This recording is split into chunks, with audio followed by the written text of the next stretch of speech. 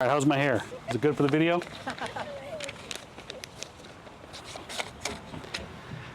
Good evening, everybody. Let's try that again. Come on, guys. Good evening, everybody. Good evening. I'm Tim Peterson, running for Minneapolis Park Board At-Large, which means that I want to take care of all the parks, every park in the city, even the small ones, where the turkeys seem unusually organized in their turf battle against the geese. In all seriousness, I'm so happy to be with all you here today in a place that represents my African American heritage, and also our city's monument to a person that's done so much to serve for liberty and justice for all, more than many of us may ever know. That's why I chose this location, to honor my mother, who organized and led protests against the 3rd Precinct when there was police brutality as a child. Lydia would kick out the folks that had violent signs and chants against the police in her peaceful protests. My mother told them, "You are not taking over my protest." That's why we're here today, to honor Martin Luther King's example of political action through nonviolence.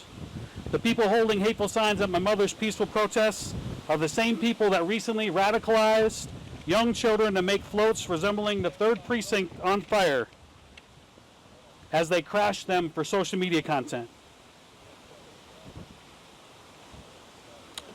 They are the other wing of the same bird who attacked our Capitol and responsible for the deaths of police officers on January 6th. These dehumanizing radical tactics from the far left and far right are used to inspire lone wolf attackers like the ones who murdered Speaker Emeritus Hoffman and her husband, and that tried to kill the Hortmans. We must guard against this with all of our hearts and minds so the children of the free world can grow and succeed together. We're supposed to be an example for the world to follow. I will lead us by example with action, just like my powerhouse of a black mother did. That's why I'm running to protect our city and our parks from all types of violence, especially political extremists who want to allow homeless encampments in our parks again. They want to ban cars from our wonderful parkways so that we use to show off our parks when guests come to our city. If you're children of Minneapolis like me, or you just come here and you've come to love it, we all know that we're raising park kids, and we're proud of it. That's why I'm asking you to believe in me, the proud son of a black mother and a gay father who both suffered from mental illness. I was a latchkey kid during the rise of the crack-selling epidemics in the 80s. Some of the kids I grew up with at Matthews, Brackett, and Longfellow Park didn't make it. Since I was a kid, things haven't changed much. When I was about 10, I think we're going to have to wrap this up, guys.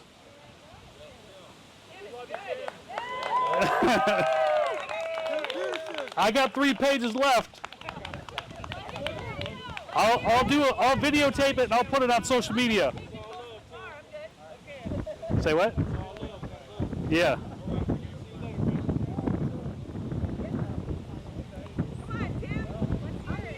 I'll keep going. We love you, bro. Good job. Good job. Yep. Thanks. All right. By the way, I was not just an airman, I was also a soldier and a platoon sergeant in an infantry unit. That's why I'm asking you to believe in me, the proud son of a black mother and a gay father who suffered from mental illness.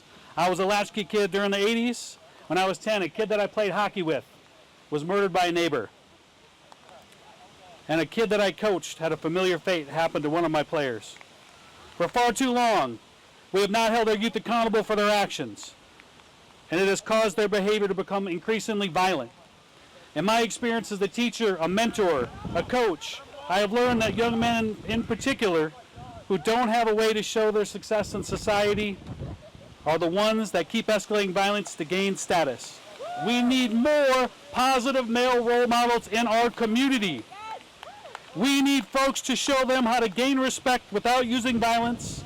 I will keep leading by example, just like when I mentored Muslim youth on the north side at Masjid Anwar. Where would I have been without the mentors that the parks gave me?